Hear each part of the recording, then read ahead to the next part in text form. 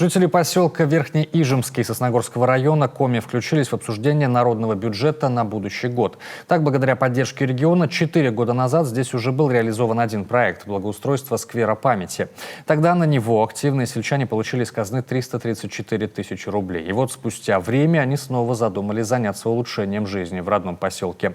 Любовь Лапина о том, что на этот раз они планируют переделать.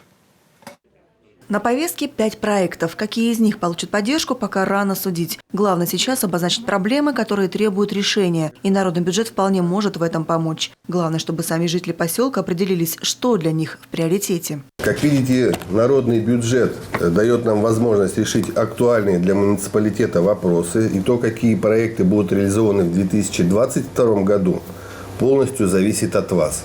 Из 5 проектов 2 касаются дорожных работ. Люди хотят обустроить участок дороги на местное кладбище и отремонтировать тротуар в районе 4-го дома по улице 40 лет Победы. Сейчас пройти по нему настоящее испытание. Ямы, рытвины, а следовательно лужи и грязь. Весной добраться до подъездов задача не из простых. В рамках реализации проекта планируется обустройство пешеходного тротуара вдоль дома номер 4.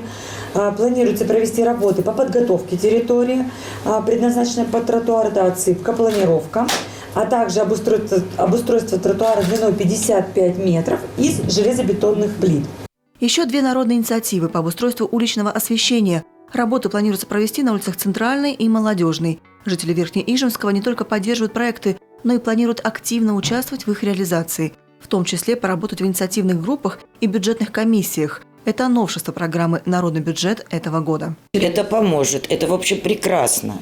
Я хочу сказать, и, во-первых, собрание, я удовлетворена тем, как житель, что люди пришли, что люди переживают, что люди набрали эти какие-то работы, эти проекты, и люди пришли, они доказывают, они выражают свое мнение, но и бюджетные комиссии, вот эти, которые будут работать, это большое подспорье к тому, мы же уже несколько лет проводим эти вот собрания, но не доходят они, но вот одно, сделали нам это, будем говорить, изгородь к памятнику участников, больше нет, но здесь мы поработаем, здесь мы соберем людей. Я думаю, что два проекта у нас должны пройти именно по финансированию, по поддержке нашей. Поддерживают жители Верхнеижемского и установку в поселке детской площадки. Это еще одна народная инициатива, которая может воплотиться в жизнь уже в будущем году. Проект важный и нужный для поселка, в котором 610 человек зарегистрировано.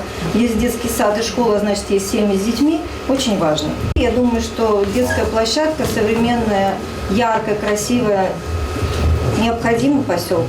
После собрания личный прием с руководителем администрации района. Здесь уже верхнеижемцы озвучивают более частные проблемы. К примеру, ремонт жилья. Впрочем, и без общественного и социально значимого вопроса все же не обходится. Людей волнует вакцинация, спрос велик, хватает пока не всем. Сергей Дегтяренко обещает взять вопрос на личный контроль.